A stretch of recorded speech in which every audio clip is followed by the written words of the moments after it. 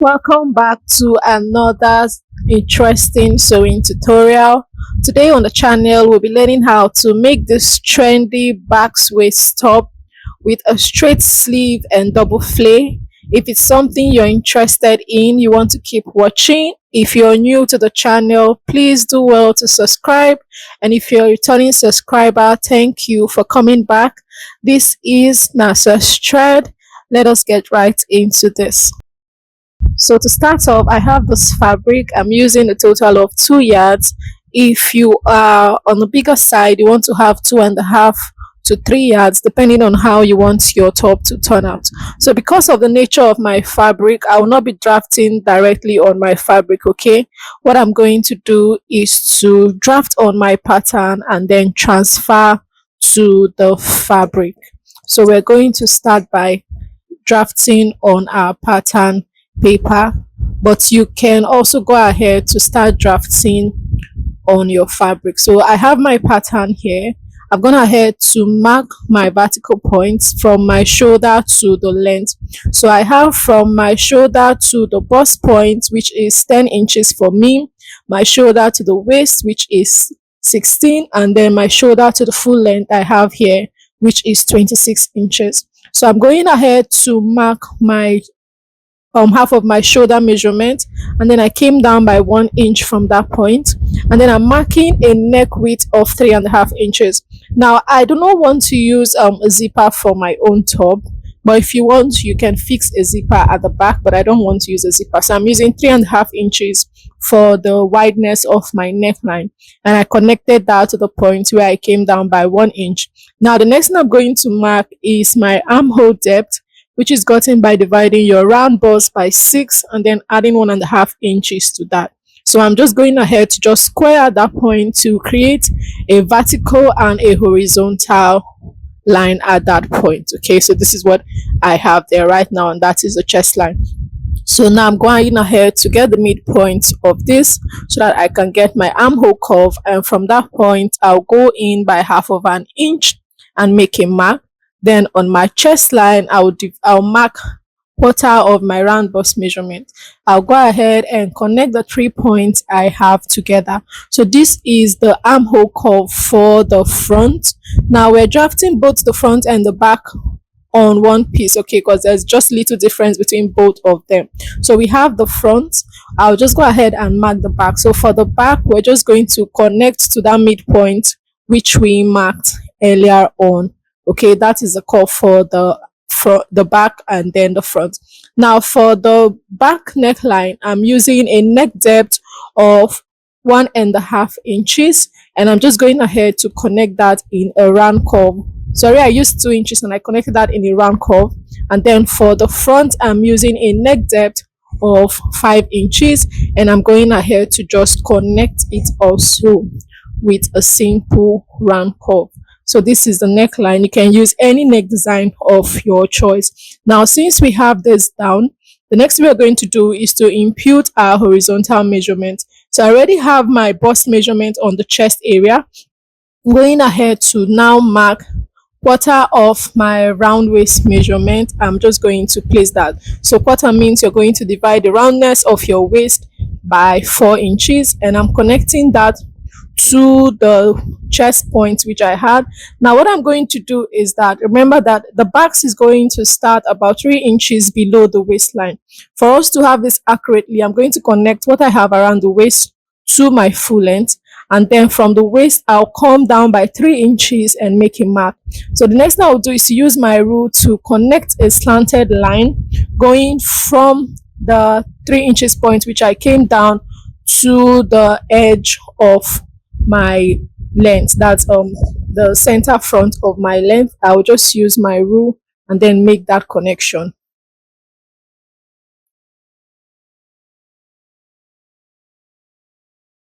Okay, so there we have it. Now what we don't have on this is our stitching allowance. You can leave this and then add this while you're cutting out your piece, but then I'm adding a stitching allowance of 1 inch to the sides, as you can see. Now I would advise that if you don't want this to be fitted around your body, you add at least 1/2 inch of ease. So you're using like a total of 1.5 inches, and 1/2 inches will be for your ease, while the remaining 1 inch will be for joining your piece together so that it is not so fitted around your body. So I'm just going to make my adjustments into that curve I have there, as you can see. So right now we have everything we need. If you also want to add a dart to your piece, you can absolutely do that, but also remember to replace your dart intake allowance. So I'm just going ahead to just cut out what I have now. So I'll cut out that of the back firstly, and after cutting out the back on my fabric, I'll go ahead to cut out the front piece. So this is what we have. Now I'm going to bring in my fabric and I'll fold this into two. So ensure that you are folding this in a way that you're not wasting your fabric, okay? Remember, we're using just 2 yards of fabric for this. I'll just ensure that I'm folding this to just have this exactly how I need it. So you can see what I had here initially. If I had used this, I would be wasting lots of fabric. So I'll just make my adjustment and then place my pattern the way it should be, okay? And leaving a little allowance at the top also, so that I can add to my shoulder area. So this is what I'm going to have. What I'll do now is to just pin my pattern down with my fabric. So after placing this way, I'm going ahead to cut. I'm not adding any allowance to the side, but I'm going to add allowance around the armhole. I'm going to add half of an inch for my joining allowance of the sleeve, and then I'll add half of an inch to the shoulder also. So this is what I have for the back. I'm just going to unpin this and keep that aside. Now I'm going to trace out the pattern for the front, cutting out the armhole curve I have for my front and also the neck line I have for the front.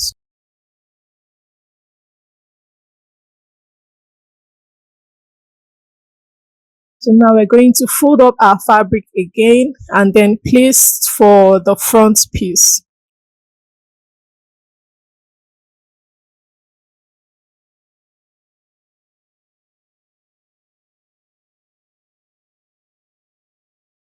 So you're going to place this just the same way you did for the back, leaving a little allowance around the shoulder area so that you can add to that, and then you pin it down.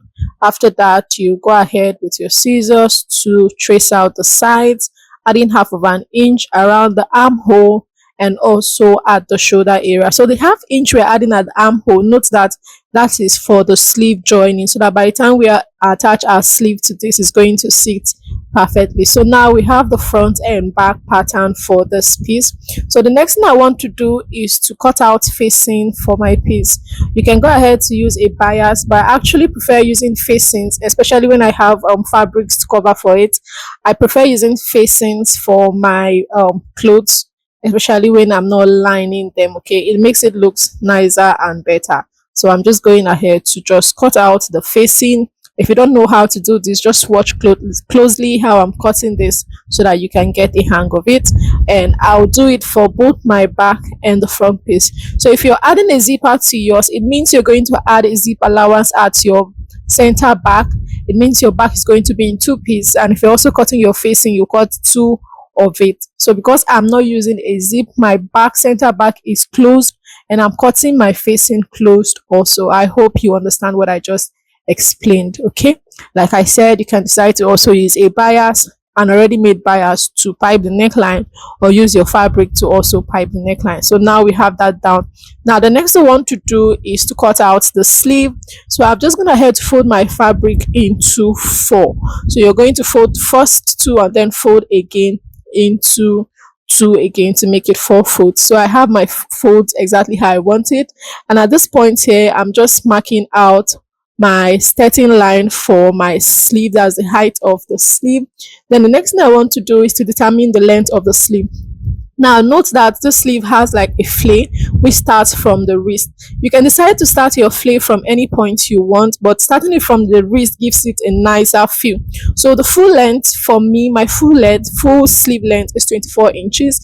I'm going to stop at 20 inches instead of that 24. So I'm going higher than 24, minusing that, and then I just marked my full length, and I marked a sleeve cap height of 4 inches coming from the top And then the next thing I want to do is to mark my elbow point also. So I'm just getting my vertical measurement for my sleeve.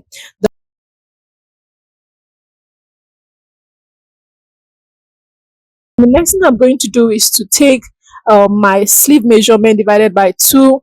I'll take my round elbow area divided by 2. So I'm just simply placing my measurement. Now also, if you're using a fabric that is non-stretchy, for you to feel comfortable in this, ensure to add allowance of half of an inch so that your sleeve isn't snugged to your hands. Okay, just take that measurement, and after that connect the points together, what you have from your sleeve height to the sleeve end where you want it to end. So note that we're still going to add to the ends of our sleeve. So I just made a vertical line going from the top of my sleeve to this point here, and I'm trying to get the midpoint so that I can create the curve. So from this part I'm going up by quarter of an inch, and then I went down by quarter of an inch also. So you see how I did that. That is just a simple way I get my sleeve curve. All right, so that is just what I have. What I'm going to do now is to add my stitching allowance to this, because I actually didn't add this earlier on. So ensure to not forget about your stitching allowance. It is important, because if you cut exactly your measurement, by the time you stitch it down you cannot make use of it. And if you're using a fabric that is limited, you want to be careful while you are taking your measurement. Okay, so remember to measure twice and then cut once. Okay, that is like a code for, so in measure twice, when you measure the first time, measure again, and before you cut, ensure that your measurements are accurate before cutting it out. So you can see that I'm just going ahead to cut it out because I'm satisfied with what I have here. So I'm adding half of an inch to the top. I also added half of an inch to the base, which will serve as my joining allowance when I want to join the sleeve, the flare piece. Okay, now the next thing I want to do is to cut out my flare. Now remember I minused 4 inches earlier. What I have around my wrist is actually 8 inches. 8 inches divided by 2 is 4. So what I have on the straight sleeve is folded into 2, which makes it 8 inches when opened up, excluding my joining allowance, that's the stitching allowance. So I'm starting off with cutting the big part of my flare. So we have 2 steps of flare. So now I'm just measuring to ensure what I have. So what I want for the first flare, I want a total of 8 inches, including my hemming allowance, because you're going to hem the base to give it a neat look, and then you're also going to join it at the top. So I'm using 8 inches in total for the big one. So I'm just folding this to ensure that I have this, and ensuring that I have a closed end. So you're going to take the normal, your sleeve measurement, whether it's loosed, whether it's fitted, however you want it to be. By the time you finish, take that normal measurement, you're going to divide that by 4. Now I'm dividing by 4 because I actually want this to have like little, I want it to be wider than what I have around the wrist, because I want to pleat this a little bit to give it a fuller volume. But if you want it to be exactly what you have around there, go ahead and divide by 6.28. Okay, when you divide by 6.28, you have accurately what you have around the opening of that your straight sleeve area. Okay, so I just marked that and I connected that in a circle, as you can see. Now the next thing I want to do is to mark the length I want this first flare to be, which is 8 inches. So I just marked 8 inches initially, and I'm going from the top to take that measurement, and I will take that all around. The reason I'm going from the top is so that I have this accurately. So going from the top just gives you a nicer curve at the base. I hope you understand what I said earlier about wanting this fitted or wanting this to be excess so that you can pleat. For me, I actually wanted to pleat on this, so I made this a little bit excess around the opening so that I can just make little pleats to give it a fuller volume. So this is what I have for the big piece. I'm going to pin it down and just cut it out. So I'm going to add ½ inch to the top for joining, and then I'll cut out exactly what I have around the base. So note that this is just one piece of the flare. So this is the big one. Now the next we are going to do is to cut out that of the small one. So you're going to have 2 flares for one sleeve, 2 flare for one sleeve. So now for the smaller one, I want the small one to be 5 inches in total. So 5 inches in total, including the hemming allowance, just like we have for the bigger one. So I'm just measuring my sides to ensure that it is accurate, and I will just use the same thing I used for the big one to cut around the top. So what I'm using for mine is actually 2 inches. So depending on how the measurement around your wrist, go ahead and take that around, and the next thing you want to do is to measure the length of what you want. You're going to measure that all round just like you did for the other one. So note that this is the small one, okay, like I said. So just do exactly what you did, sorry, for the bigger one. The only difference is just their length. Okay, so if you're cutting a flea, this is also how to cut your flea. And I'm just spinning down before I go ahead to cut. So remember to add half of an inch to the top for your joining allowance, and then cut exactly what you have at the base. So I have them now. I've gone ahead to cut out 2 for each sleeve, just like I need, as you can see now. So what we want to start with now, I've also gone ahead to cut out what I need for the belt. I actually changed this later on because it was quite short and I wanted my belt to be a little longer. So you can make your belt as wide or as long as you want it to be. So this is totally optional, however you want it to appear. So now we're going to start stitching, right? So to start stitching, you're going to bring in the main piece of your top, and then you're going to use your facing to turn the neckline. So like I always do, I'm going to use a bias to turn the hem before I use that to turn the neckline of my piece. Okay, I always like turning the hem with a bias first before doing. So this is what I have after I finish turning my piece with a facing, and then I use the hemming gum to just iron it down so that it stays in place. For this is the both piece of my top. Okay, so now I'm going to place them together and then stitch down the shoulders by half of an inch, and then for the belt I'll also go ahead to just close it. I remember I said I actually changed this.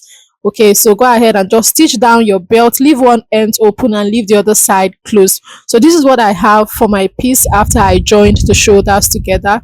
This is the front neckline, and this is the belt that I changed. Remember I said I changed that and I made it longer than what I had before, so this works perfectly for me. Now what I want to do is to stitch the sides of my top. Now to do this, I'm going to measure where I want to place my belt. So the belt is going to sit at my waist, so go ahead and take the measurement from the shoulder to the waist point and make a mark there. After doing that, you want to place your belt at those points and then you pin it down. Okay, it's important for you to make use of your pin. So I was ensuring that my belt is aligned. Whatever you have on the right should also match with what you have on your left side. So you're going to work with your pins. After placing your belt, you close up the top on the sides and then you pin it down. You repeat the same thing on the other side. So you're basically sandwiching your belt in between your front piece and the back piece, and you're going to pin it down. So ensure you're placing your belt at the point where it should be, which is the waist area. And after that, go ahead and stitch down the side with the allowance we added, which is 1 inch. Okay, so this is what I have after I finish stitching down. You can see that the top is gradually coming in together. So the next thing we want to work on is the sleeve. Remember, we're already gonna head to cut that out. Now you're going to take the long part of the sleeve. You're going to close the side down by 1 inch, which is a stitching allowance also. You do that for the 2 parts of the sleeve. And then for the flare base, what we're going to do is to use a bias to turn the base so that it gives it a neat finish at the end of the day. So go ahead and turn the ends with a bias. So this is what I have for the straight sleeve after I stitched it down on the sides. And then for the flare, this is what it looks like after I've turned it with my bias and I gave it a really good press so that it is relaxed. Now what we're going to do is to align our piece together. So for the flare base, you're going to align them small to big, just like you want this to be placed. You're going to be placing them like this. Okay, see the way I place them. Okay, you can see the way I place them. Both sides of my front are facing up, and then you're going to align the opening of your flare to the opening around the hem of your sleeve. Go ahead and make little pleats around those points and stitch it down. So this is what I have for both piece after I finish stitching it down. You can see the little pleats I have on mine. So if you didn't add any extra to your opening, you're just going to stitch that down plainly. The next thing we are going to do is to just go ahead and attach our sleeves to the sleeve opening. So this is what it looks like after I finish attaching the sleeve. You can see how nice this looks. I also went ahead to hem the base. I just used my bias to also turn the base. So if you have any questions, let me know in the comment section. If you found this video helpful, do well to subscribe and please give this video a thumbs up. Okay, it's not good for you to watch my videos and not like them. Please, it's a way of encouraging me and telling me that I'm trying with what I do. So thank you for watching. This is NASA's Thread, and I'll see you next time. Bye.